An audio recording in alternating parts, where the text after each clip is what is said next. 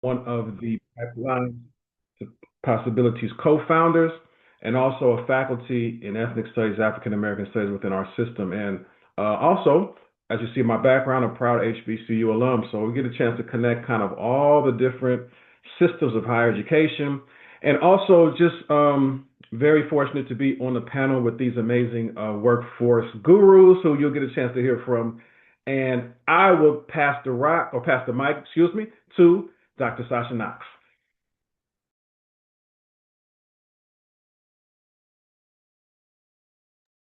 So many buttons. Sorry, you would think after years and years of Zoom we got it down, but we do not. Good afternoon, everyone. My name is Sasha Knox. I am so excited that we are having this conversation. The workforce is truly a passion of mine. And so it is unique that we get the experience to be in the space with such a dynamic panel, talking and diving deep into the research that I look at daily, hourly at this point. We have a amazing opportunity to really describe what it's like to be a worker in the state of California. What are the best ways to get employment? What are the highest priorities? How can California community colleges assist? What does it look like to be an educator for us? But really, what does it also look like to be a Black or brown worker in our state and in this economy? And so all of those things truly ignite my passion. My daytime gig is I'm the Associate Dean of Strong Workforce and Career Education at San Diego City College. I represent the tail end of the Pipelines to Possibilities team, which my passion on this team is really just opening doors of employment to our amazing California community college system by way of many educators that are either out there watching or aspiring to be. And so this is a gateway, right? The good gateway drug into our system. And so today I have the unique pleasure of being with you all. And I believe Dr. Helen Young is going to uh, do the bios of our presenters. Well, I think I'll let them share their bios and backgrounds. They can probably do it better than I can. Okay. So let's kick it over to Deneen Brown. If you could introduce yourself, share as much Sure. information to kind of set the stage for us, we'd love that. Sure. Thank you so much, Dr. Young. Really appreciate it. And thank you for inviting me to be here today. Like Dr. Knox says, workforce is my passion. It's been something I've been doing for over the last 30 years. So my name is Deneen Brown. My job description doesn't really tell you what I do, so I'll explain it. So I am the Regional Consortium Chair for the San Diego and Imperial County Community Colleges. So we are the southern border region in California. So I represent 9 colleges in San Diego, 1 in Imperial Valley. And so the work that my team does in supporting actually one of Dr. Knox's at the college that Dr. Knox is at, is anything that has to do with workforce, anything that has to do with career and technical education, interacting with employers. That is what our team does. And so we receive funding from the state, strong workforce funding to help us help the colleges with anything that has to do with that. But for myself, I've been in community colleges for over 25 years. I was a CTE dean for many years, a CTE dean. So CTE has been in my blood. I've worked at 2 colleges here locally in San Diego, but always a career and technical education dean. And then prior to that, I was in adult education, but adult education tied to workforce development and getting people into jobs. Educationally, I got my bachelor's degree from Cal State Fullerton. I got my master's degree from Virginia Tech, and I got my PhD from University of San Diego. So happy to be here. And yes, I know we only have a short period of talk to talk, but always happy to talk for hours and hours about workforce. So I'll turn it back to you. Okay. Okay. So you and Sasha are definitely the gurus and the nerds of the workforce development community. We got you. We got you. Thank you so much. And no hate on she's a UC San Diego, Sasha, and we're Aztecs, but no hate there. No hate there. No crosstown rivalries. None. All right. We're gonna roll it over to Don. If you could again introduce yourself, provide us much background and information about your career, what you do. We love hearing it. Yeah, sure. Well, good afternoon, everyone. Again, thank you, Dr. Young, for providing an opportunity to join you all today. So my name's Don Dave Rougeau. I serve as the senior advisor to the system-wide chancellor, Chancellor Sonia Christian. I've got three pretty big areas in my portfolio that I support her around and other vice chancellors. So one is workforce and economic development. And in that role, I work very closely with Deneen and her peers across the state, the regional consortia chairs. I also lead our strategic partnerships for the system. So anytime we're engaging in big tech partnerships and other philanthropic partnerships, so I lead those conversations and then hand them off to our content subject matter experts at the chancellor's office to move the work. And then I'm also on our generative AI leadership team. In that role, I serve in a few different capacities. I'm part of our Digital Center for Innovation, Transformation, and Equity, which is our virtual space where we incubate innovative technology ideas and concepts. I provide oversight and management of our 13 AI fellows and other roles, which are faculty and staff who are doing really bleeding edge, interesting work across different disciplines, workforce sectors, classified professional staff, et cetera. And then I also lead the planning of our Future Summit, which is our big annual, going on our third now, coming up in September, our big annual convening to talk about AI, future technology, things of that nature. I do describe myself as somewhat of a futurist in the workforce and digital education space. My background, I come to this work actually, my bachelor's degree is in history. And so I taught high school history for many years. And then I transitioned into higher education administration, working at UC Santa Barbara. But I always have to share that my first declared major at LA Valley College was computer science.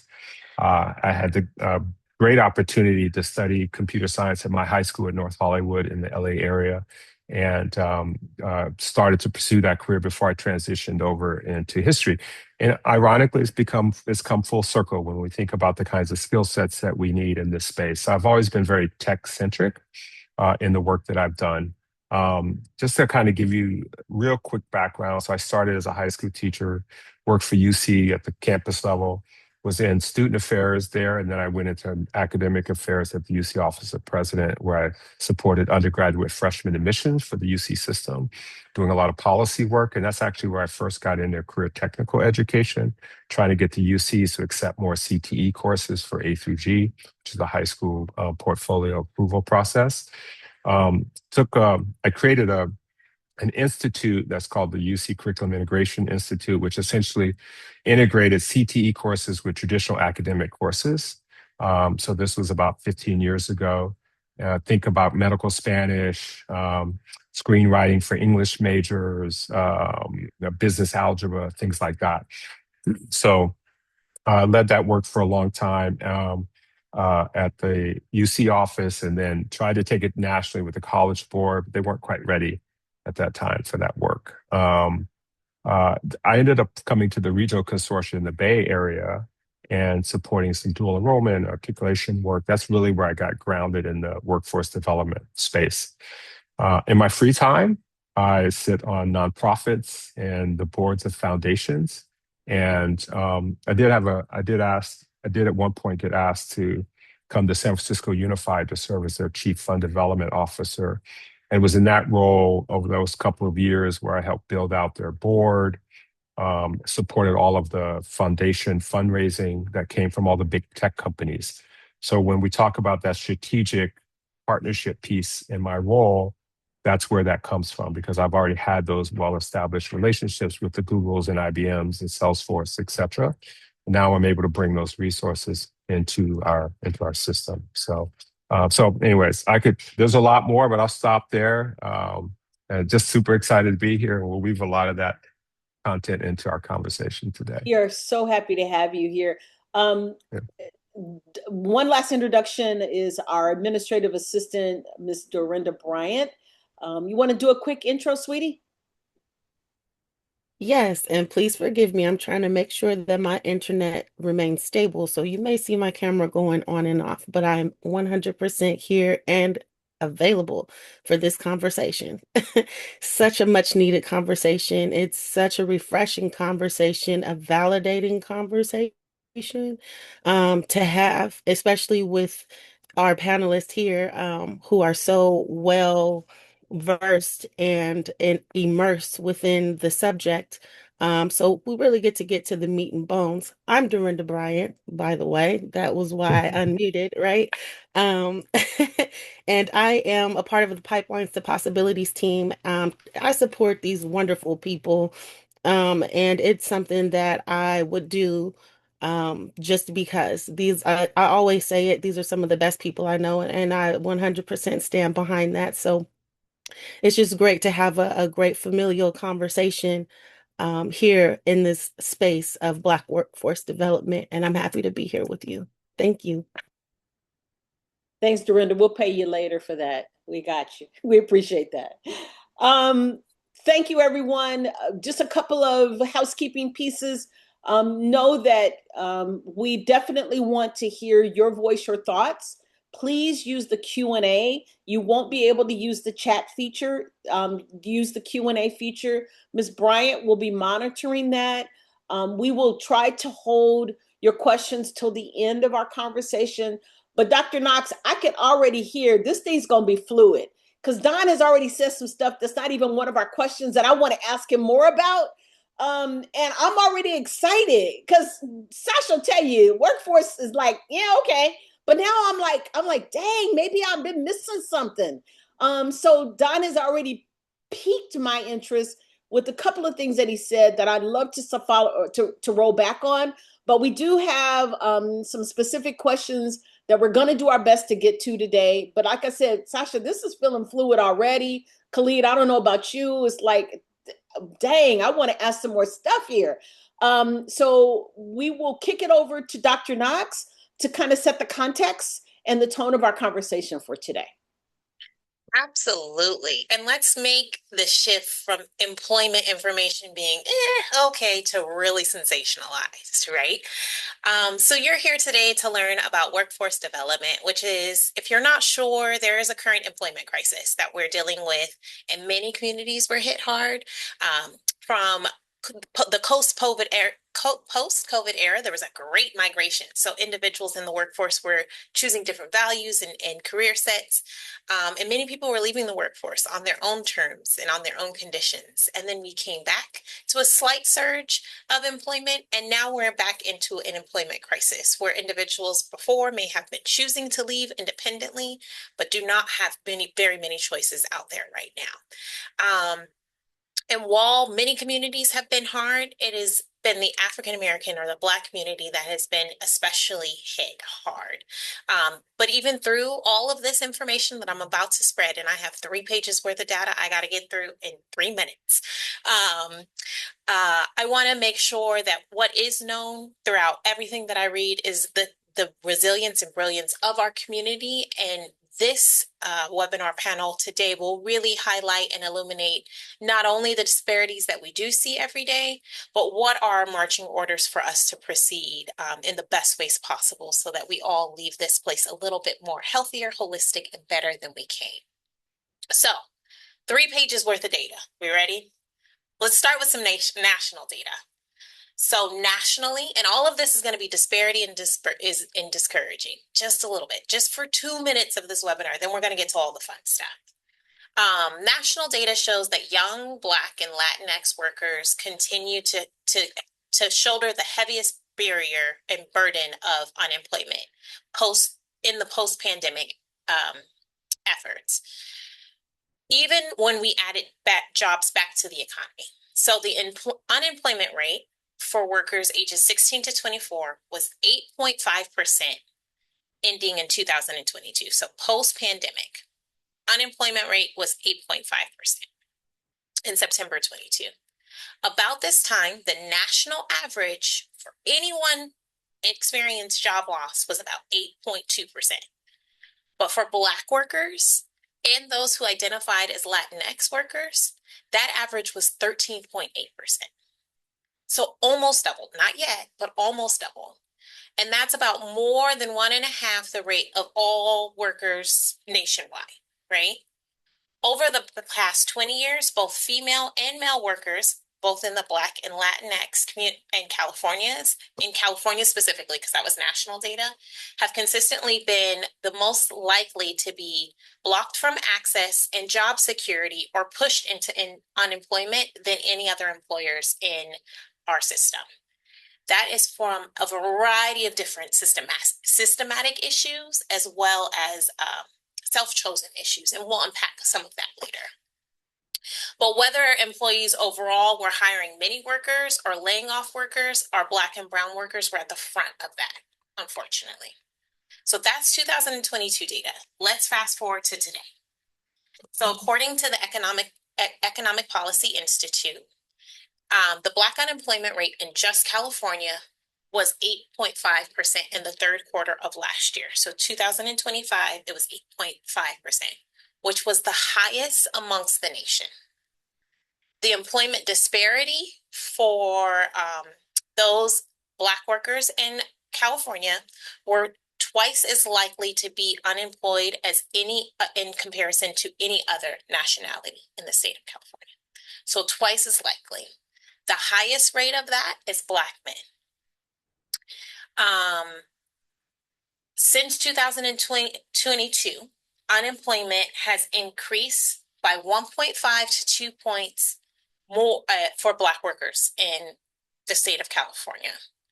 And in regions like Los Angeles, 1 in 5 Black workers are in the government sector, where they benefit both from higher wages or other benefits compared to the private sector. For income disparities, Black women in California, right, and Deneen and Helen on the screen, earned approximately $54,000, while Black single mothers earned about $50,000, significantly lower than the $90,000 median earned by white men statewide. And so this begs to ask us a couple questions. How are we faring in this data, right? Because it's one thing to say 1.5 Black men aren't unemployable, but where are they? Where do we go? Where are jobs? What should we be looking for? And how do we tackle some of these known issues, right? Some of the biggest barriers are access into employment. And so that presents a variety of challenges, or retaining an employment, which is a whole set of other challenges. And so again, I want to illuminate this data because it's very important for us to know where we stand as a community, but I also want us in our conversation to chart a way forward. California community colleges are often the safest, easiest beacon of education for our students to come into. And we see that with the highest number of minoritized students that come into our system. So how are we creating priority sector jobs, which are my favorite, but high wage, high demand jobs to ensure that individuals move from poverty to at least middle class and then beyond? And so we'll discuss all that here today. Hopefully, unemployment doesn't feel anymore. Now I've piqued your interest a little bit to go, oh, now I got some data in my back pocket, and let's talk about what this disparity actually means. With that, I kick it off to Dr. White for our first question. Okay. Well, thank you, Dr. Knox. I do have the honor, the pleasure of asking the first question to our panelists. It is a 2-part question, so please, I'll try my best to articulate it. But the first part of this question asks, for our panelists, please share with our audience your perspectives on the state of the Black workforce in California currently. That's part 1.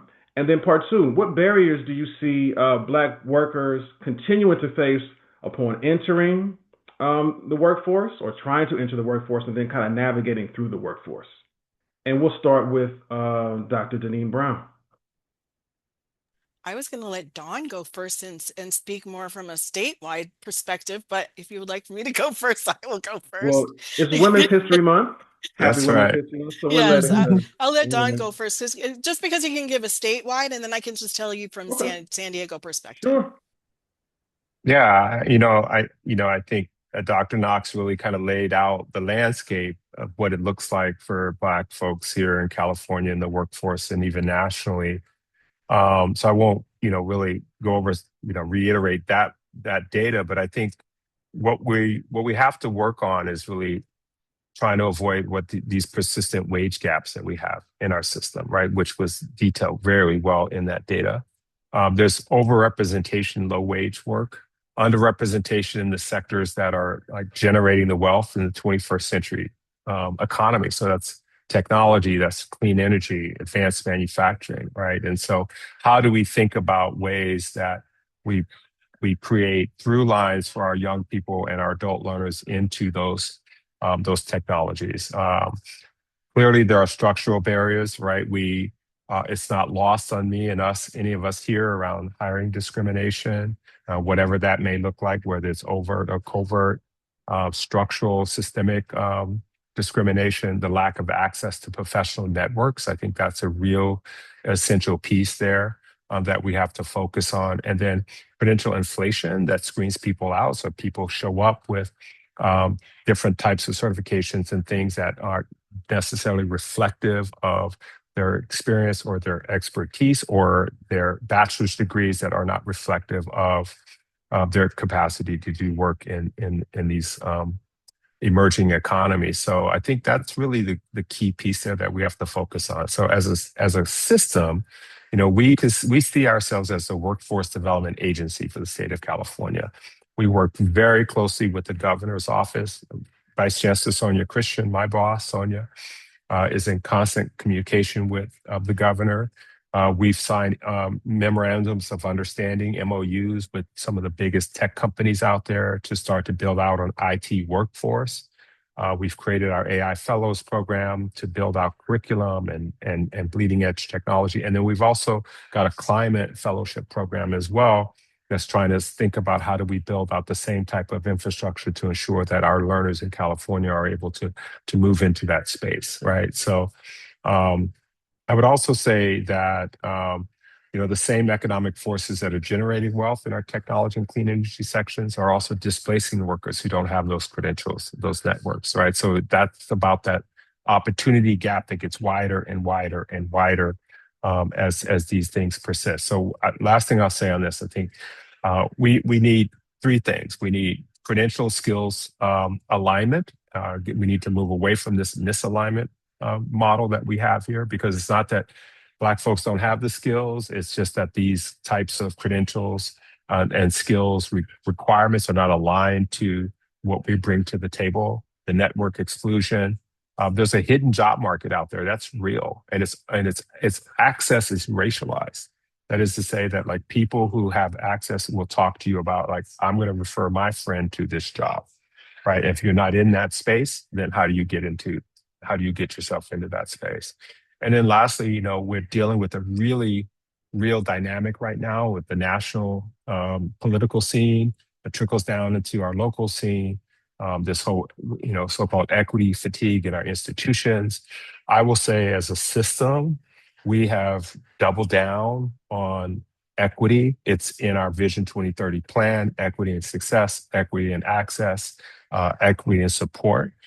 We talk about it in our conferences, and we are laser focused on making sure that we serve the most vulnerable populations across the state of California. Clearly, our African American, Black, Latinx communities are top priority for us as a system. So that's kind of broad brush. Deneen can get into some of the ways that we execute that at the regional level. Yeah, thanks, Don. Appreciate that. Yeah, so I would say that from the regional standpoint, when we first started this strong workforce work about 10 years ago, we didn't really call out equity, but we did a report, we did some digging, and we wanted to say what, just specifically picking out Black and African American students, what programs in San Diego and Imperial County, and Imperial has a very low percentage of African American students, but in San Diego, what programs are Black students successful in? Of all the colleges, all programs, there was one, and it was an engineering program at City College. And the reason it was successful was because it was tied to a professional organization of Black engineers. So it was a profound moment for us because that was the only program in San Diego County, 9 colleges that Black students were successful in. And so that was like a, smack in the face is that, okay, we need to back up here. And we did a Black student equity report, and I'll put the link in the chat a little bit later. But I just wanted to say that that was really an eye-opening moment for us from a regional standpoint, that we really needed to have some focus around this specific population and have funding that's tied to it. And I'll give some more examples because I think it's tied to some of the other questions. But I will say that just like Dawn said, and the report that Sasha, that the data absolutely on point for San Diego as well. There's systemic and infrastructure barriers for our students. We all know that. But the things that I think that we have done as a community college is have really helped students to have access to certain programs, but we haven't helped them get through the programs, right? And that's really where our report came in about what the sense of belonging and support services to get them through, because many of our students do not have the social capital. They're first generation. They don't have anyone to help them navigate the process. So I think that is a huge thing. And then the preparation, and I will say this 1,000 times, students don't know what they don't know. Students will come in and they'll say, I want to be in healthcare. Great. What do you want to do? And they say doctor or nurse. And you're like, well, there's a lot of other things that are in the healthcare sector that may, and then you say, well, do you like working with sick people? Do you like blood? No. Well, you're not going to be very successful as a doctor or a nurse if you don't like blood, right? You don't want to be around sick people, but doesn't mean you can't be in the healthcare sector and have a high demand, high wage job. They just don't know about that. So one of the things that we've been investing in San Diego and Imperial is around work-based learning.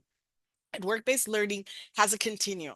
The continuum is everywhere from a guest speaker, which is kind of your lowest level, going on field trips, all the way up to paid internships and apprenticeship, right? So that whole spectrum of students. And what we've found, there's a national report, and I can get this to you too, and they also did some work in California, is that students that participate in work-based learning, of course, paid internship, the best, but if students can participate in a paid work internship, they are more likely to make more money, or more likely to get hired in their field of study, more likely to make more money in their first job, which impacts how much they make over their lifetime.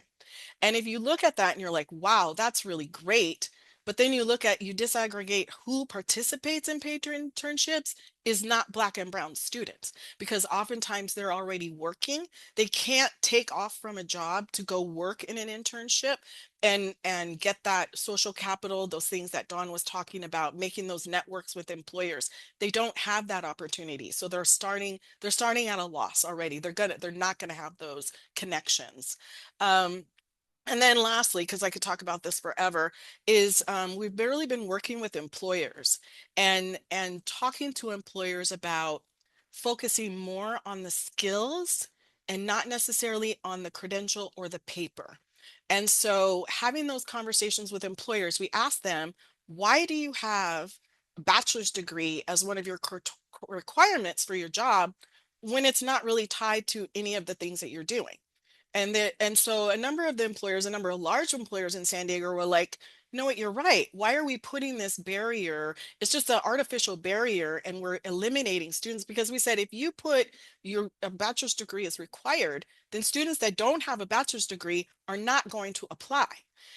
And so having those conversations with employers, to your point, Dawn, about really focusing on the skills and not necessarily the piece of paper, but the knowledge, skills, and abilities that our students bring to the table, and opening employers' eyes to that. So I'll stop there because, like Dawn, I could go on too. Yeah, I'll share one really clear example of an employer I think that's really leaning in that space, right? So we have a partnership with IBM right now, and they have a curriculum or a resource called IBM Skills Builder.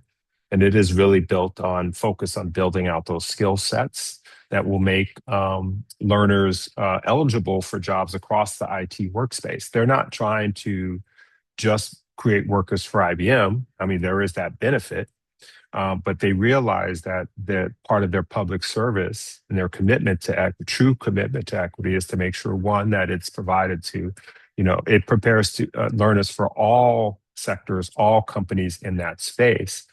They have a really interesting model where once you go through the Skills Builder program, you then get invited to participate in this sort of post-program workshop where then you are coached on these employability skills and making sure that you are certified in those skill sets.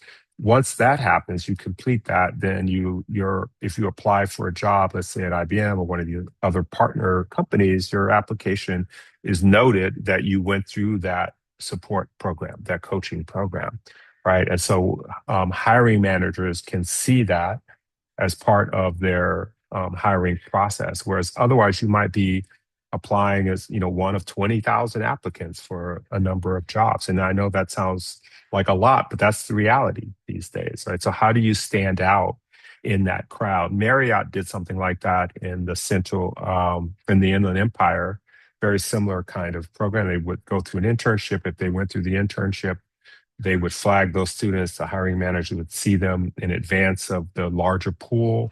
And it was open to any students, right? So it sort of gets past the DEI blockade that we're being confronted with right now, with filter. But at least the hiring managers know that the students are coming to the table with those skill sets, right? So. Thank you. Thank you. That was very enlightening. I have this pleasure of asking the second question, but I think we've kind of delved into it already. I think we've talked about, so my question was from the industry perspective, where are the disconnects between workforce and the talent pipeline? I think Don has very eloquently and talked about what some of those disconnects are. The idea of networking was like boing, right? For me, like I said, y'all got me now. Sasha, you got me. I'm now so curious about all of these pieces, but I thought, yeah. And then for Deneen to talk about the connection with the engineers, right? The Black students and engineers, it's providing mentorship. It's providing all of those networking cables, right? That happens to people who become connected with other people. It's so important. I think it's habits that our white community has been engaged in for centuries, right? And we've never felt that we could either perform those, have access to those. But I think you both have said very clearly, no, we can. We can do this, and we can prove that this is actually the way to do. Sasha, can you give us some perspective? Because again, as a workforce professional and been doing this for a number of years, what's your perspective on this? The question that I think I would pose in lieu of what we have there is, so in our audience, we've got a healthy about 30 participants out there right now. So great show rate, guys. But you're speaking to either existing community college professionals or those trying to emerge in our field. And so I would love to know from your perspective, what are some things that either faculty members or educators, administrators, budding administrators can really do to elevate the voice of and breaking in, or what can they do with industry partners? What should they be doing? Yeah, I can jump in. Don, do you mind if I start first? Please go I would ahead. say great question. A couple of things for faculty and really low, not a lot of, because a lot of times I think faculty think it's going to be a heavy lift for them, but it's not. I think making sure that students can articulate what skills they bring to the table, Mhm. even if it's just soft skills like working in a team, being on time, making sure that students really can articulate what they do. That's critical. I mean, I don't, even if you're teaching English, I don't care. I can communicate in writing. I can, right? Like all of these things, I think students need to feel very confident and be able to articulate that to employers. I think that's one thing. That's one thing we hear back from employers. And then I also think in embedding work-based learning opportunities in their classroom. It could be as easy as call the owner of whatever, or find somebody who does a job that you think you want to do and interview them for 10 minutes or 20 minutes or whatever. And that serves a number of purposes. Has the student has to interact with another person that they don't know. It gets them, provides an opportunity for them to ask questions. Hey, what do you like about your job? What do you not like about your job? How did you get to your job? Right? Like three basic questions that they can ask that can really be enlightening for students. And I speak from experience because one of my teachers in high school, I was in ROP. For those of you who are old enough to know ROP, I was in ROP class, and she made us we had to call somebody who would be in a job. And I was in international business at that time, long story, but nevertheless.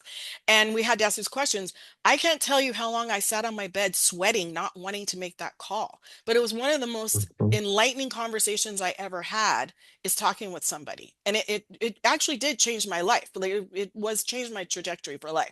So I think that's an easy thing for a faculty member to do, but it can have just huge impact on students, and also maybe provide an entry for them to meet with that person and establish their network, establish their social network of interacting with people. So anyway, I'll let Dawn speak.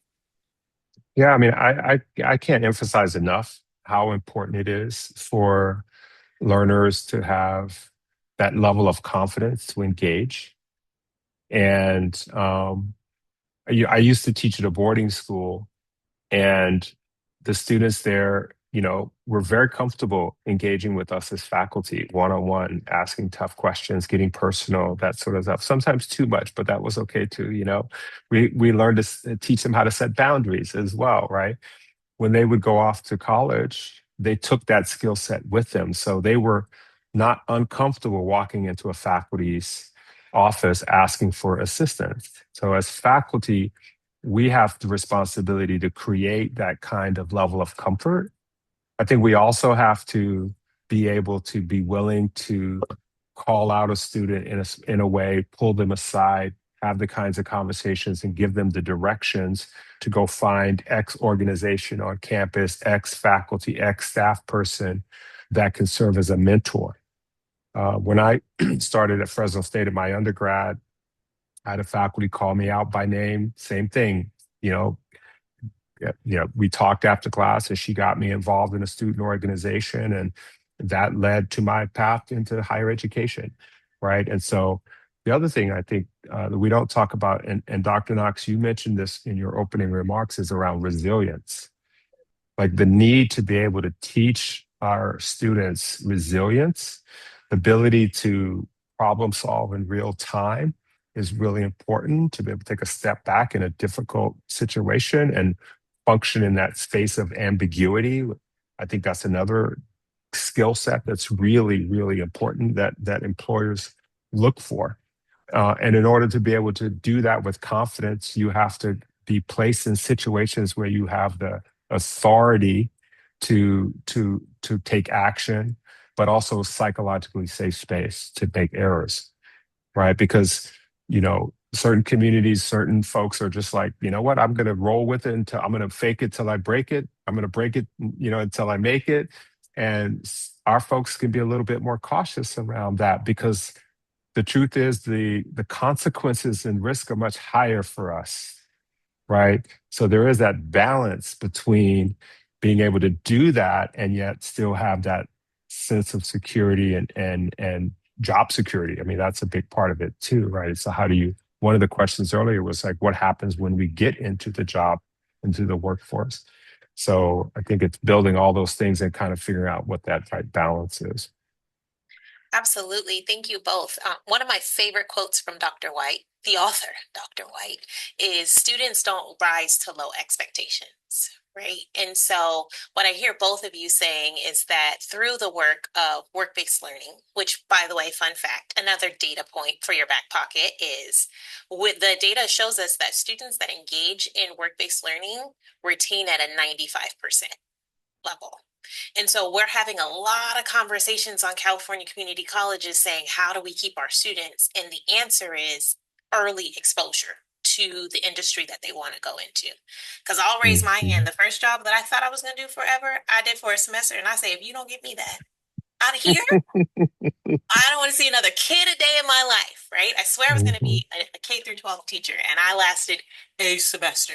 So imagine if I got, imagine if I got that lesson a lot earlier, right? Yeah. Things in my pathway would have changed. And so think about it. All of our students retaining at a 95% from this industry exposure continuum that we're talking about, right? That could be as easy as I talked to someone who I thought I want to do this job to I'm getting a paid, and I'm going to say the word paid internship or apprenticeship opportunity, because for many of our students, we don't have the luxury of just being students. They don't have the luxury of choosing between basic needs and education. And so we have to mirror these two opportunities to give them the industry exposure they need.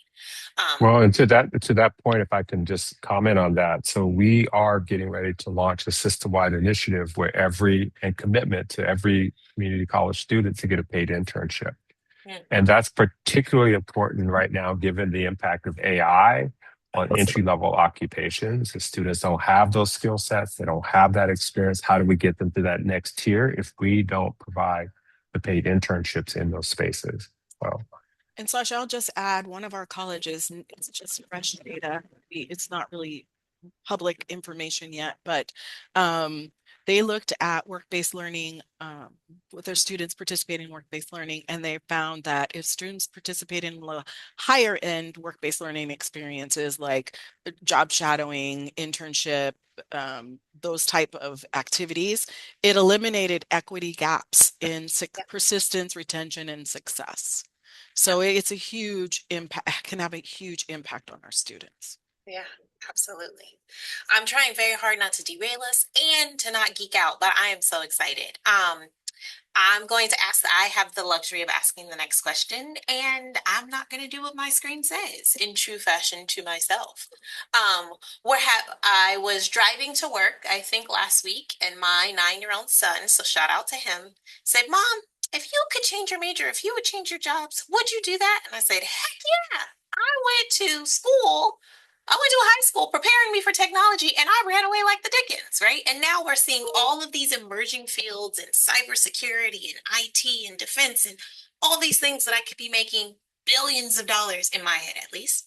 Um, and I'm, not poor, but we're working for the people. Um, and so I would love the opportunity for our two rock stars to, can you just tell us in the state of California, what is this term priority jobs? What are the emerging fields? If I'm a student in the audience kind of thinking about a pathway, and Deneen, you talked about this a little bit with like healthcare is not just a nurse. There are community health aides. There's gerontology. There's so many things in between that we're not talking about. But where are the biggest coins, guys? Where should we be really looking at if we want to talk about California's top priority sectors? Don, you want to start from a statewide yeah. perspective? Well, I mean, the first thing I would say, and this cuts across any and every industry, is AI, right? We are in this watershed moment right now where AI is, integrated into every industry, every sector. Employers are listing it as a requirement in their job scopes, and they don't want to just know that you know about it. They want to know that you've used it, and you've used it in all the ways that we've just been talking about, right? You've created a capstone project, and AI has been part of the creation of that capstone project. You've applied it in this particular space, et cetera. So I think, when it goes back to these paid internships or the work-based learning experiences, we just have to make sure that we are integrating that in some meaningful, substantive way so that students can showcase that they have that skill set. I would say, I think, 15, 20 years ago, we were talking about, the the internet revolution, the information age. We're preparing students for jobs 10 years out that don't exist. Well, now we're preparing students for jobs that are 3 to 5 years out that don't exist, right? And so being nimble, being able to pivot and shift, being a lifelong learner is really essential. And so even if you go into what we would consider to be these sort of high priority sectors, so I mean, healthcare is massive. We've got an aging population, and so we're going to need more healthcare occupations filled, and we have a big challenge with that. Energy is going to be another one, even though currently it's not like a major priority. But electric vehicles, that's clean energy. That's going to be another area. Cybersecurity is massive right now. We can't get enough cybersecurity technologists because well, cybersecurity is an ongoing concern across the globe. And so we need more and more people to continue to fill those spaces. So I would say those areas are going to be essential. I think AI is going to transform a lot of what we do in the workforce, and that is TBD in terms of how that's going to impact different occupations. So I would say be that lifelong learner that keeps an eye on that kind of thing as well. And last thing I'll say is, sometimes you got to pivot.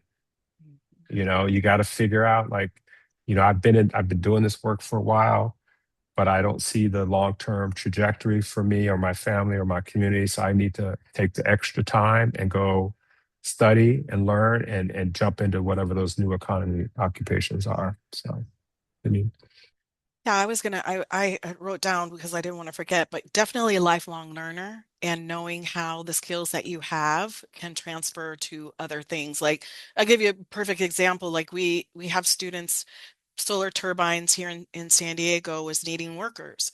And so we're like, well, we don't really have a solar turbine program. So, but what skills do you need for that job? And so we took our automotive students because they know how to work with their hands, they know how to work with tools. And so solar turbines is hiring students that have automotive backgrounds, right?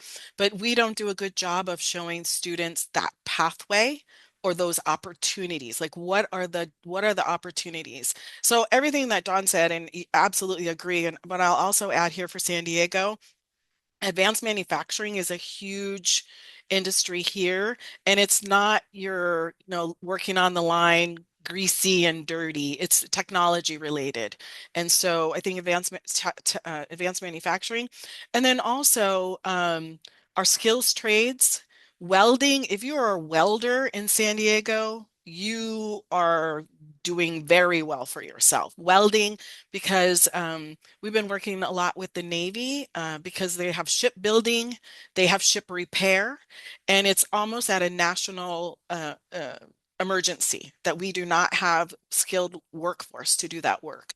And I think it's really on us, and it's been our fault that we've said everyone has to go to college. And yes, everybody has to go to college, but they don't have to get a bachelor's degree. We don't honor students that like to work with their hands and perhaps aren't the academically inclined the way we defined academically inclined in California A through G. But we've taken all those things out of high schools, and so students don't have that opportunity to, or don't feel proud to be able to say, I want to be a welder, I want to be an electrician, because those are pathways to wealth as well as entrepreneur. If you've had to get an electrician or a welder, or I mean, or a plumber, that's not cheap. So those are huge entrepreneur opportunities, especially for our students, Black students, Black and Brown students, right? To become entrepreneurs, have your own businesses. In these skills trades. So, but I think, Sasha, to answer your question, is really like Dawn said, is being a lifelong learner and knowing that maybe I will need to change, or how do my skills apply to these different things, like green and blue technology, green and blue tech that's coming out right now. We've heard employers say they're not going to be blue and green technology jobs. They're just going to be jobs that are in those industries. So you need to have the skills to work in those industries. But if you're working on solar panels and you have an electrical background, then you can easily pivot into those things. But I think again, teaching students how to be that way, teaching our students how to be open to those opportunities, and then on us to be able to clearly communicate what pathways are available for students to come back to us, accept their past experience with credit for prior learning or whatever the case may be, so that then they can easily keep moving up in their careers.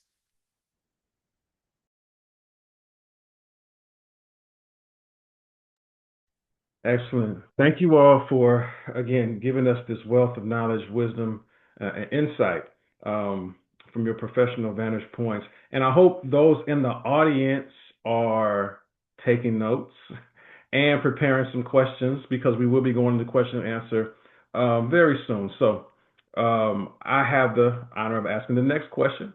And the next question is for you both. For workers, students of color, what aspects of the workforce systems, for example, internships, hiring practices, certifications, so forth and so on, like, what do you feel are the most difficult to access? We talked about access a little earlier on in the conversation, but what parts of the workforce kind of system, I guess the workforce complex, if you will, what are the most difficult parts to access for one? And then what do you see as programs that are, I guess, being, for lack of a better term, cut first, or the first to go? You know, we talked a lot about AI and it's on the manufacturing side, but which ones are leaving? Which ones are obsolete or becoming obsolete? So I guess, again, a two-part question, but would love to hear your response to those. Janine, you want to jump in? You were unmuted, so go ahead. Oh, yeah.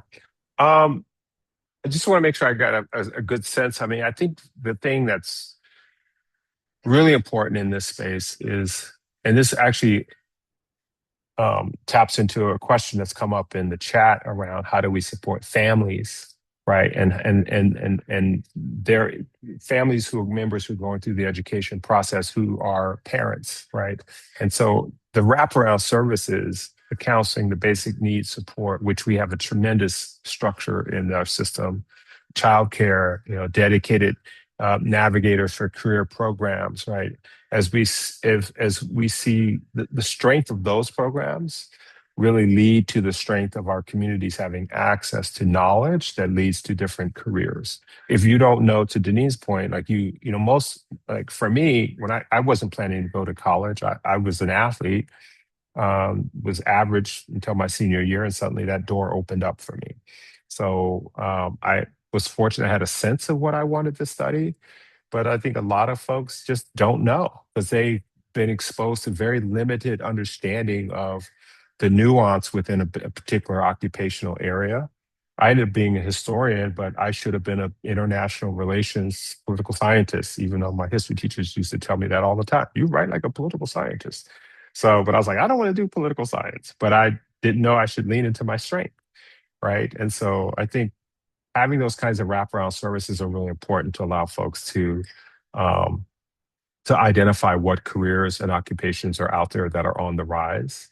I would say that clearly, this assault on equity and DEI and affinity-based programs, all of those kinds of things are going to make it that much more difficult for us to be able to have really targeted conversations and targeted supports around the communities that have been historically marginalized anyway.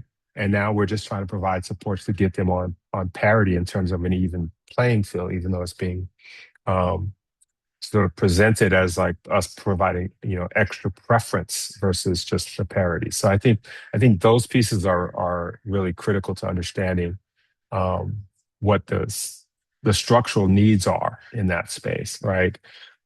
If you're asking about the particular occupations, I think that's just going to be a really tough one. I mean, AI has been so disruptive. White collar professional jobs are going to be, hugely impacted. Although I would say that, and this is getting maybe a little controversial, but like I suspect that a lot of the tech companies were over leveraged in their hiring. and they're using AI as an excuse to lay people off versus the fact that they were going to have to do that at some point down the line anyway. Right. So we just have to continue to look at those labor markets. And I know Denise could probably speak to this better than I can, but we have centers of excellence in each of our region who help us do that labor market data projections. And now they're doing more forecasting than they've done in the past. So Denise, if you want to jump in on that. Yeah. They're providing, well, yes, they provide labor market information not only to help us with our curriculum and what curriculum we support in our programs, but then also helping counselors know which areas to direct our students. Where is labor market? Where are the jobs, high paying jobs? And the Center of Excellence is actually the one who did our report, our Black Student Success report. And I keep forgetting, I'll put the link in the chat for you. But they're the ones that did that report for us around Black students. But to your question, Dr. White, I would say as far as access, what things are difficult to access is, and this is on us, and I'm going to air our dirty laundry of community colleges. We do not do a good job of, one, telling students how to navigate our system. Just start with, if you just want to have a giggle to yourself, and I'm being sarcastic, is try to fill out the CCC Apply application to even enter a community college, right? From step one, there's barriers every single step of the way for students to try to navigate our system. And so one of the things we found in the Black Student Equity Report, and we also did one about student services, like did students who graduated, did they access specific student services? But then the ones that they didn't even know that those services existed. Like, oh, we didn't know there was a career center. Oh, we didn't even know there was a such and such. And so we do not do a good job of sharing this with our students, especially our first generation students. And we also do not do a good job of telling students what resources are available as far as the things that Dawn was talking about, like childcare resources, tutoring resources, because oftentimes our students are working adults and also caregivers, either for young children or for aging parents. They have other responsibilities, and what things are available for them, and not even talking about financial aid. Like that's even a totally different situation as how to access financial aid. And in California, we have the Promise program. How many students know about that? So I think as far as access is, we just don't tell them what's available for them to access. That's the problem.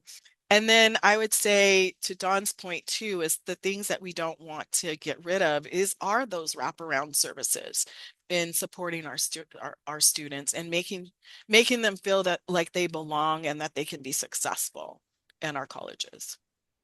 Yeah, I'll add a couple points. I was in a PhD program at UCSB in history, which I decided was not my best path. So I pivoted and decided to do something else. And now I'm an administrator. But when I was in that role as a graduate student, I would require every single one of my students to go check in at the Campus Learning Assistance Center. And part of it is like, you have to get them in the door, because we have this whole thing of, I don't need help. If I go there, what does that mean about my abilities? We've already have imposter syndrome. And so how do you create structures that facilitate them getting into the door? And I always said, well, the center needs you to just walk in and put your name on a piece of paper for their numbers. But once they're there, then they suddenly realize like, oh, there's all these amazing resources for me that I can access. And then they go on the tour, and next thing you know, they're going back and forth. So I think that's one, example of, I think, of how we can do this. Another example of something that we have started doing at the Chancellor's office is we work with the United Domestic Workers. And so we have a whole project there where we try to take union workers and put them into high wage, high demand emerging occupations. Now that's risky for the union because they're going to lose members. But because we do a full family, full community engagement, even as those union members move off the union roles, they bring their family members into the unions, right? So there's that kind of support. Now, what's interesting about this, gets a little bit complicated. But it's what ends up happening though is folks are reluctant to do that, to get that advanced learning, because once they, if they're on public benefits, now they've got a benefits cliff, right? It's like once I get off my benefits, suddenly now I can't afford my private health insurance. So, there's a disincentive, right, to get into that middle gray space in order to get to that next level of high wage, high demand job. So what we focused on was we did some research on, like, what are the wraparound support services that we have to provide in order to ensure that the learner still continues to get the kinds of benefits and supports that they need as they are transitioning out of public supports into high wage and high demand jobs. So being really strategic as a system around those types of approaches is really important. Wow, this is so powerful today. So powerful. You know, one of the things that you said, Deneen, and I think Don may have mentioned it again, is this idea of they don't know what they don't know, not really kind of meeting them where they are when they enter our institutions. You know, I've been in the system a long time, and Deneen, it sounds like you have too. You've been a lifelong learner of the community college system. I remember when it was a time that it was required to go through orientation. And I believe the loss of that, you know, sometimes we throw out the baby with the water. And I get it, you know, well, don't make them do it. No, sometimes, Don, you just said it. You kind of have to get them there for them to see the benefits, to see what's available, to see what they can access. And I remember working at West LA College, that being really one of the most powerful. I would see students leave the area where their orientation would take place and filter into our offices after finding out what was available to them. And so I think the loss of that really has had an impact on what Deneen talked about. They don't know, they don't know, even know how to navigate because they don't know what's there. I think it may be something that our system needs to reconsider, to reinstitute, right? I can't tell you, there's no Cal State or UC that doesn't require you go through an orientation. So food for Well, thought. and I will also say, I was a scholar athlete. So when I transferred from LA Valley and I got to Fresno State, first day, my coach was like, go down the hall, Uh-huh. go find your academic advisor, Uh-huh. set up an appointment to map out your program for the At rest of that the time that program. you're here. That's Right. right. So the kinds of supports that, like I always say, if we could engage our learners the way we recruit athletes and support them the way we support Mm, athletes, right, the success levels would would be go up. astronomical. Right. Absolutely. So, yeah. Absolutely. So we have a model that's already there. All we have to do is just integrate it into the entire college experience for all students. That's great. I get the pleasure of asking the final question, for this afternoon, and then Dr. Knox, Dr. White, and myself will lead us. We'll all kind of together lead this, the last part of the Q&A questions. So this last question is: what specific actions can or should community colleges take to close that racial employment gap for Black students, particularly in career education programs tied to high wage industries that we've been talking about, whether that's tech area, or AI, all of those pieces. So, again, what specific actions should we be taking as community colleges to close, again, that racial employment gaps for our Black students? Want to go, Don? And Sasha, I think we should get your ideas on this one. I Well, I'll start and I'll say two things. One, early preparation is providing students with the information that they need for early preparation, and also work-based learning.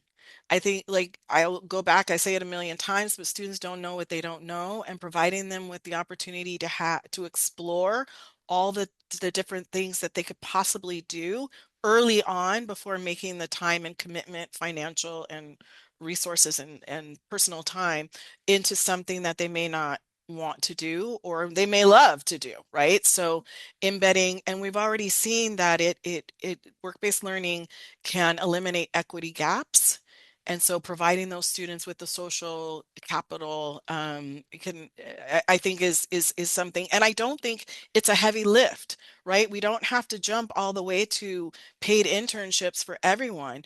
Have them reach out to an employer, work with the Career Center to schedule some visits to employers, and invite employers to come to campus, not just for a job fair. Like those are really uh, not heavy lift things that you can do to expose students to employers and employment opportunities, right?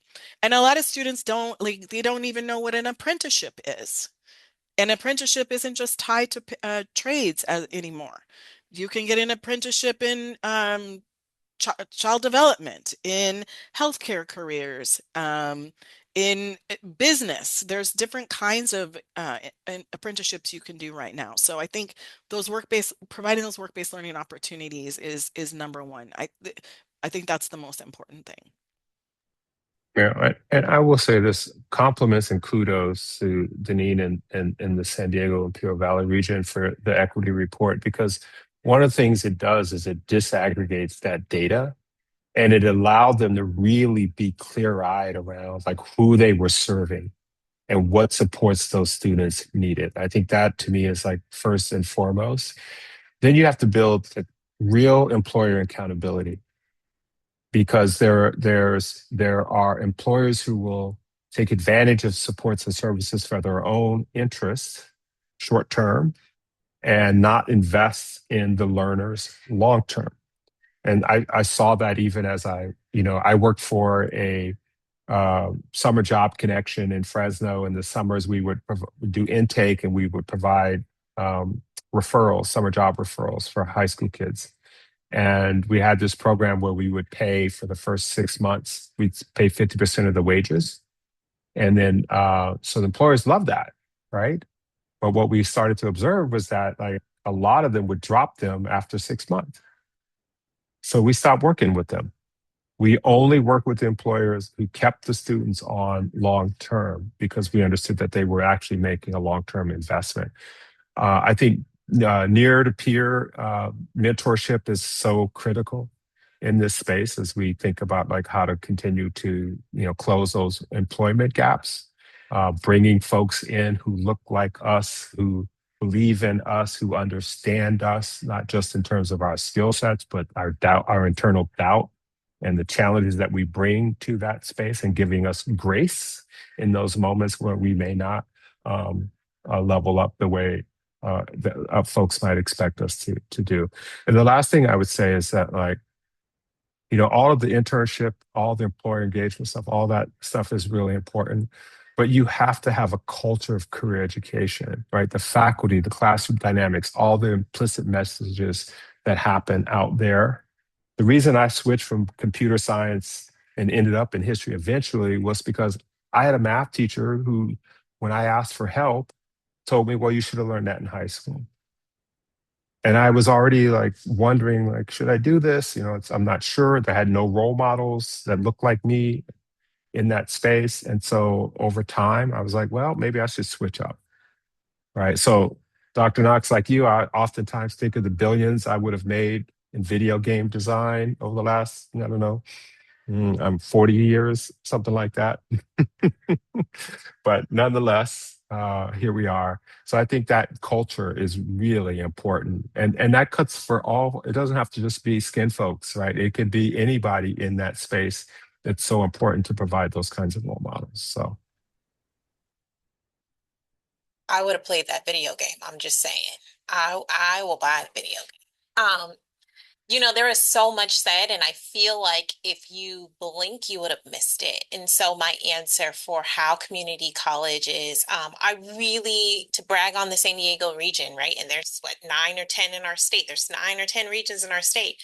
But San Diego said, we're going to take the brave choice to really look at our disaggregated data and look specifically at the Black community and how are we serving these students and how are we missing the mark? And so I really implore our other regions or other counties or other COEs to really be intentional about the way that we're interrogating the data, and in what ways are we using this to not just spew out all of the deficit-minded facts that we know, but intentionally serve the students. Don talked about the UDW partnership, which is a chancellor statewide partnership that is looking at, again, some of the most marginalized communities. UDW works in so many communities in the union workers, right? So often the most overlooked. And how can community colleges partner with them? That's giving them career education. Did you know that in 6 classes you could take the certificate and then make $100,000 a year, right? Most basic information that our communities of color do not have access to. Don talked about this a lot. Like, networking is so critical and important for career development, but most often we live in the most disproportionate communities to these access and networks. So one program that we do here at San Diego City College is we adopt a school. And I start as early as elementary and middle school. We're giving career education to elementary school students and their parents. I don't want you going home talking about, I want to be in advanced manufacturing. And then Papa tells you that's not a thing, right? Because they don't know. But if we go to most of these schools, and I work in the inner city schools, and I say, what do you want to be? They're going to tell me a rapper, a lawyer, a doctor, and if they're real honest, they're going to tell me a drug dealer, right? Because those are the people that they see with the money. And so then I get to sit with them and say, well, here are your skill sets. Here are the things that interest you. You don't have to be a rapper. What if you're a production assistant? What if you are, the mixologist? Like, there are so many other things that our students don't get exposure to. And then I link that to write something else. Oh, you want to be a cosmetologist? Did you know you want to be a business owner too? Do you know how much money Beyonce's hairdresser makes, right? And those are the conversations that I have. But to underscore what Don said, that doesn't happen if we don't have a culture and a campus and a community that elevates equity in all that it does. We can't just be there for the celebrations and kumbayaing and having a Kwanzaa and then not having any pedagogical practices that actually honor the different cultures on our campus, right? We can't have a practice of, all right, we're going to bring the mariachi band out for Hispanic Heritage Month, but then we're not honoring things like Ramadan and posting signs and not eating and and having all of these things that dishonor somebody else's culture. And those are things that we have to embed in our practices at every level of the campus that we just don't quite hit the mark yet, right? We're real good at the celebration part. We got it. Check. We can have a cool party. But are we actually honoring those that walk through our door in the ways that they need, or supporting them in the ways that they need? And do they know? Do you know how many times you walk around in California? First of all, and this is the last thing I'll say. We went on a tour of 10 different campuses, and we have a legacy maker in the room. And we said, do you guys know about the HBCU college tours? And do you know about the TAG program? And do you know how many counselors we talked to who didn't even know that it existed? Which broke our hearts, right? And so there is a subset of students that have legacy access to HBCUs by way of their California community colleges right now, and they don't have the information. And so if you are a colleague on the line, I implore you to do your homework. I don't nerd out like this by sitting at home and scrolling on Instagram. I am up at night research. I read that research that I gave to you, right? But you have to be a practitioner, like Deneen said, and you have to be in love with what you do. If not, have another conversation with me, and continuously practicing and being a practitioner of that work so that our students can come out better.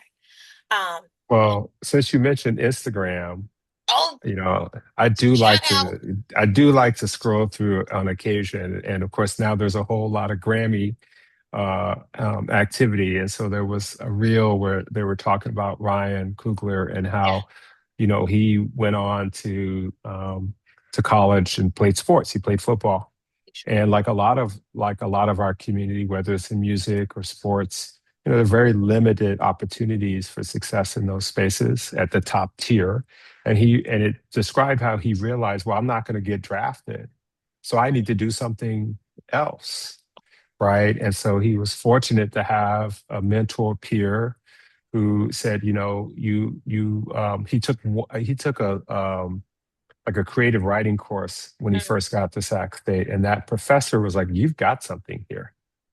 So when he wasn't able to continue with his athletics, he went into film production. And they talk about how he used, I don't know if this is Ryan's story, if the film, the creator of the reel, came up with this, thesis, but essentially was saying that he took the same type of resilience and hard work and applied it to his filmmaking, where he understood that, like, if you're going to be late in the weight room doing extra reps, you could be late in the editing room spending extra hours. He was the kid who was always getting kicked out, right? And here he is. He took those skills and that value system, that hard work, and he applied it in something else. And look where he is, right? So Imagine, yeah. imagine a world without sinners. We'll never look at vampires again, right? Never. Award-winning vampires. And so I believe we're going to open it up for community questions, and there are quite a few here. Dorinda, do I have the luxury of Dorinda, picking? I think Are you you can. going to Can you guide help us us through this? navigate that, Dorinda? Absolutely. And it looks more daunting than what it is. So the first two kind of go hand in hand. So I'll just read them continuously, and you can also refer to them in the question answer section.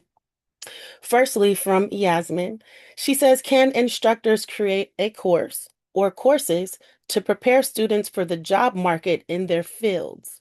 What is this process like? Next question from Daniela says, as a follow-up to Yasmin's question, how do we infuse work-based learning into assignments in the classroom? How do we help students understand the skills they are learning in the classroom so they can actually utilize them? Let me Mm-hmm. start with the second one first, if I may. You may.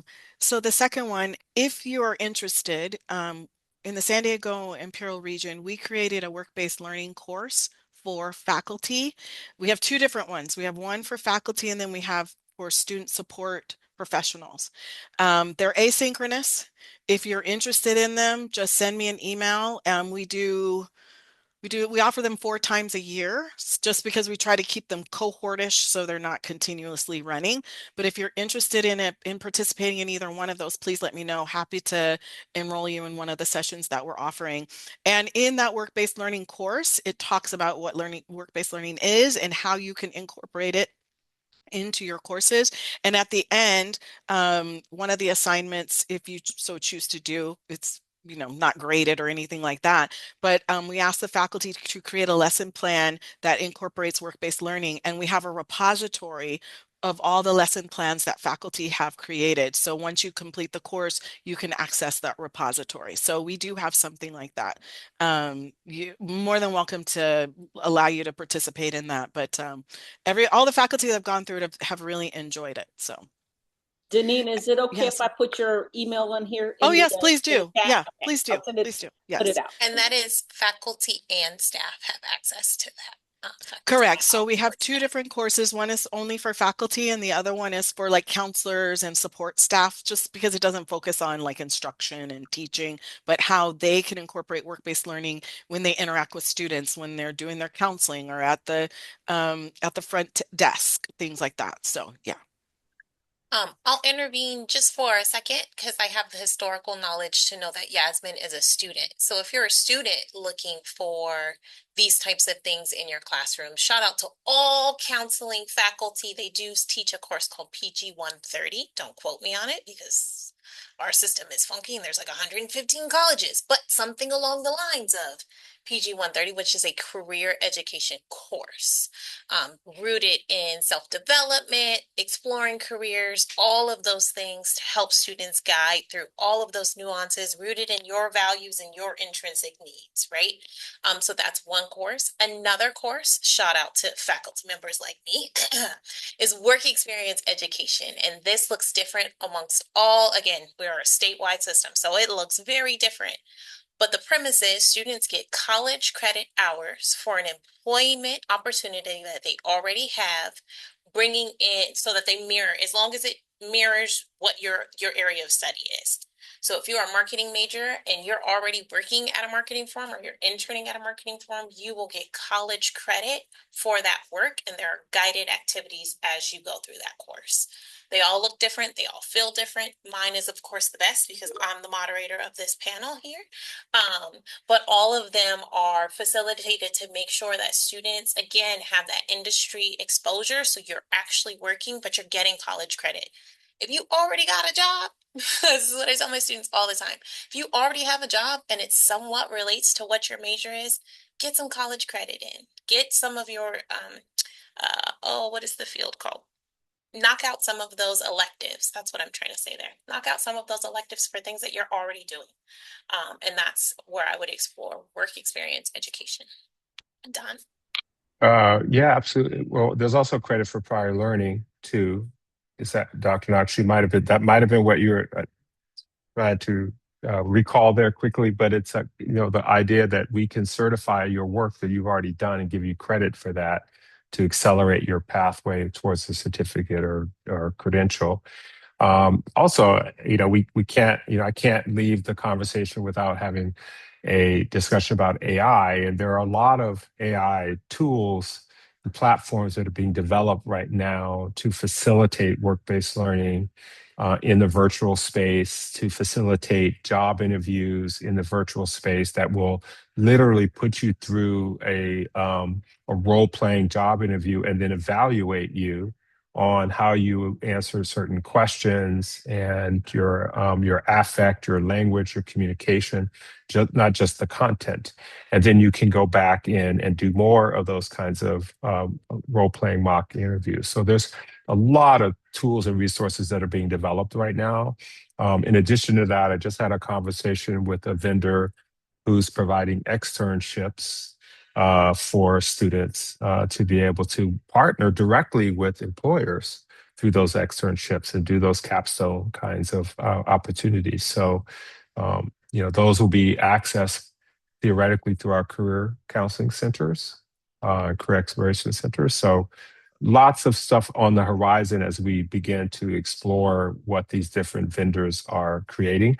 And what's great about the capitalistic marketplace is that the best will rise to the top, and students will let us know what works and what doesn't, right? And so we will ensure that we can bring ones that are providing the kind of equity focus and privacy and data security that that we require for our learners in our system. So. I know we have one other question, but one of the things I wanted to follow up with Don, and since we're kind of at the end, what are 3 things you can share with the audience and us? What are 3 things, and Sasha and Denny, you may want to throw in here as well. What are 3 things we can do to prepare for AI in the Black community? What are 3 things, if you could kind of think about what that might look like? How do we get prepared for AI? I think large portions of our community are scared. They don't know, and they don't know what they don't know, right? But what would you suggest for us?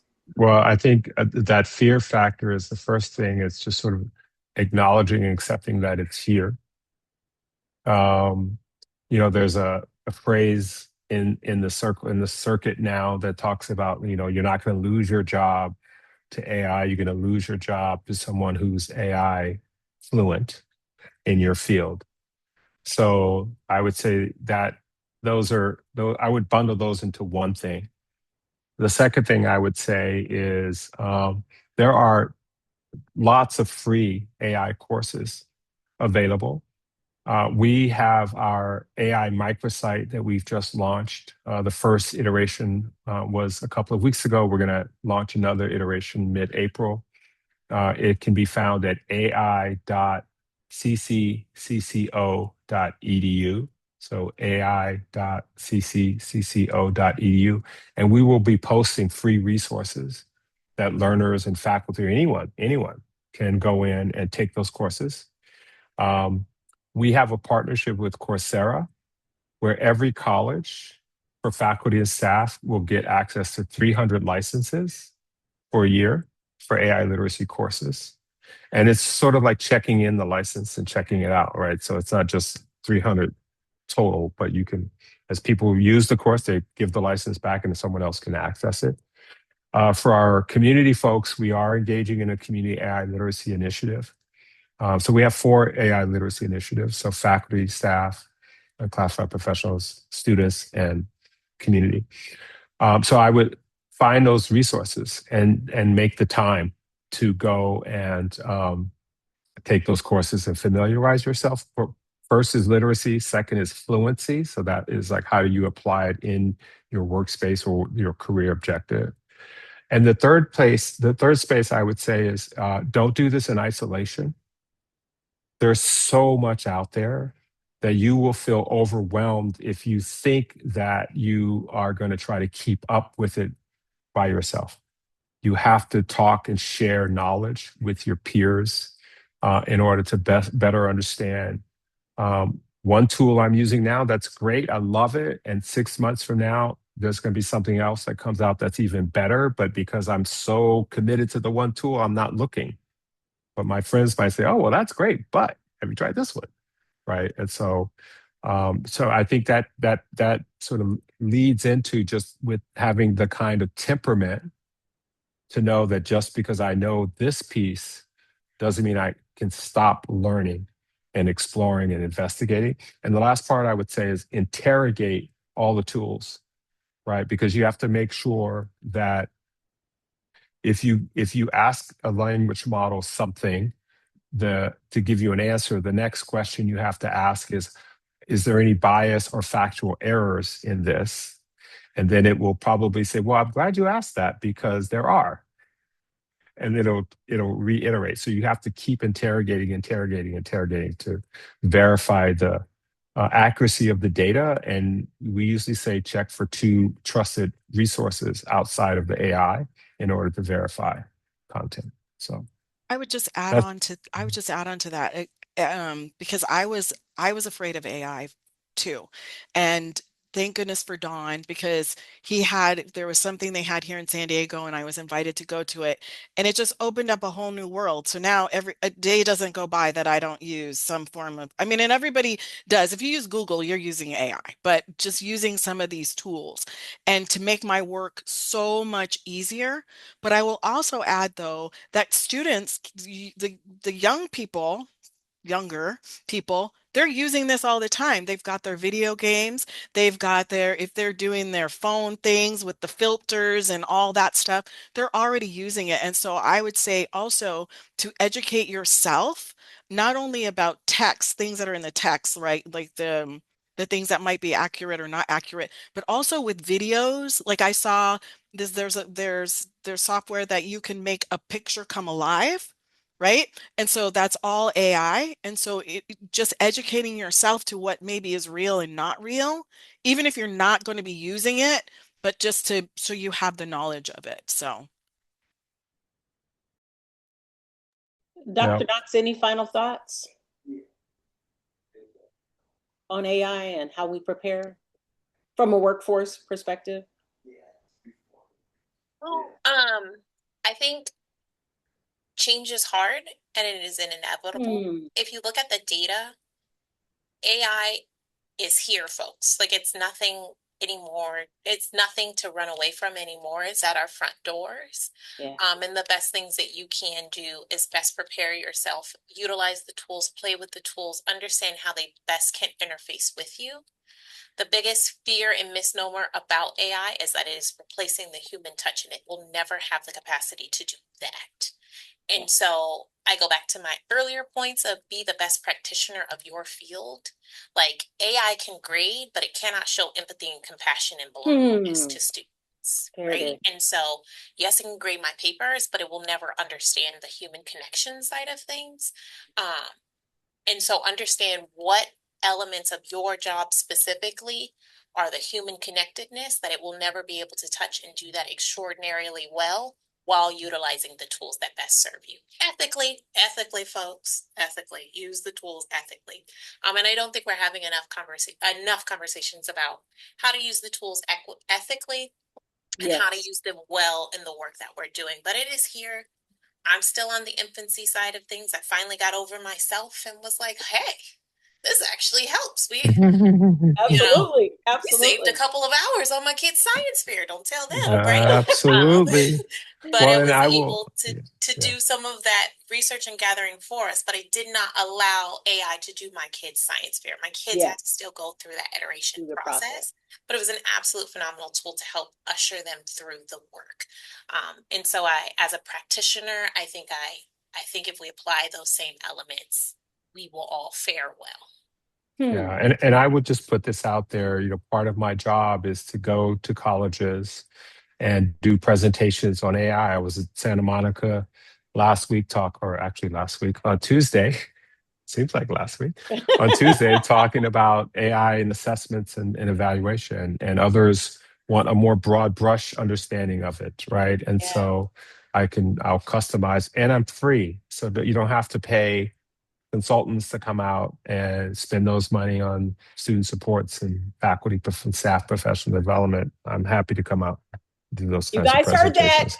He's Yeah. available. So if you're not taking him up, you're missing opportunities. That's We right. love free. We love free. We may have to make sure we get Don in a P2P session, y'all, There just you to have a go. conversation about this. Well, we Yeah. want to thank you. We are at time. We want to honor folks' time. Thank you. Please help me thank these amazing panelists. Don and Dan, we really appreciate you. We love you guys. You are now officially a part of the P2P family. If there's ever any opportunity that we can support what you do, please do not hesitate to reach out to us. We want to be connected. We will be hosting our, yes, Don. So I'm going to do a shameless plug. Please So do. check your inboxes if you're within the system. We've just launched our AI Reels, which is a student film competition. Wow. So you will be able to submit short films through Film Freeway, and we will be offering cash prizes as well as Adobe Creative Content licenses for the winners, as well as some other kinds of supports for all the participants. Those films will be featured at the Future Summit in Santa Clara as September 9th through the 10th, and then we will show them throughout the year at other conferences in the system. So Okay, look for that. faculty, you got to help us move this information out to students. Please, please, Yes, please. please. Don, is it possible to send us that information, and everyone who was a part of this webinar, we will share that and we will send that out? Yes, absolutely. Be happy Thank to you. do That'd be that. great. And with our Yep. community. Absolutely. Mhm. Well, thank you. We will be hosting our next event, our next session, our next Black Educators Table Talk in April. And I'm trying to see if I can't get this up on my content only. Of course, it's webinar style, so it's going a little bit crazy. Let me see what I can do here. It will be on April the 13th, I believe, right, Dorinda?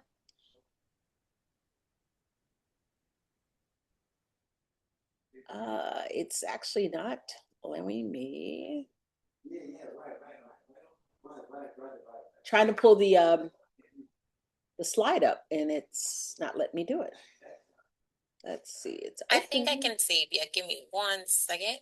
There's a lot going on in my screens, but more. Here. Share screen. And we're plugging the next Black Educators Table Talk. Okay. Making sure I'm on the right page here. Okay. Thank you, darling. So you should be able to see, share. That would be nice. That and only that on your screen, because I've got a lot going on here. Thumbs up if you can see it, because everything went away from me. Oh, there we go. It didn't. Oh, it did come not. up. You know what? Stop sharing. Let me share. I think I've got mine now. Okay. Here we go. Seeing everything? So our next Black Educators Table Talk will take place April the 14th. We will be discussing and exploring Black men's mental health. We know this is a deep dive conversation that we need to have, we need to continue to have. And so we will have a dynamic group of individuals that will have some deep dive conversations. So please join us next month. This will be just prior to Black Student Success Week. So make sure that you're putting that on your agenda as well. So please make sure that you join us. We want to see you in the house. We want you to be a part of these conversations. And it's important that you take responsibility in this level of conversation about what we can do to support the Black men in our community and the mental health. I have to just say, Sasha teases me because I'm typically kind of late freight on things. I began to watch Queen Sugar. And if you haven't seen that series, and if you've got Hulu, do it. I'm definitely late freight. I spent 3 years in a doctoral program, which took up a lot of my free time. But the issues surrounding Black men's mental health is so well done in this series. It has brought me to tears on several pieces. And I think about the Black men that I'm married to, the two Black men that I raised in my home, that I've raised, and my sons. And I'm so excited for this next session because it's such an important topic for us to have. So please join us next month as we explore Black men's mental health. Have a wonderful day, everybody. We sure do appreciate you. Take good care of yourself, Thank and we will you. see you soon.